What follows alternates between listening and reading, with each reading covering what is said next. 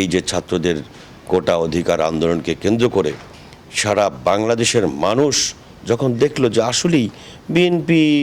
বা জামাত ইসলামী বা অন্যান্য রাজনৈতিক দলের লোকেরা সাধারণ মানুষও করতো কি যে তারা এগুলি বলতেছে তাদের ক্ষমতা যাওয়ার জন্য। আসলে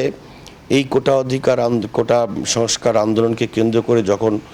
বাচ্চাদের বুকে গুলি মারা শুরু করলো, মায়ের বুকে সন্তান সেখানে এসে গুলি পড়া শুরু করলো,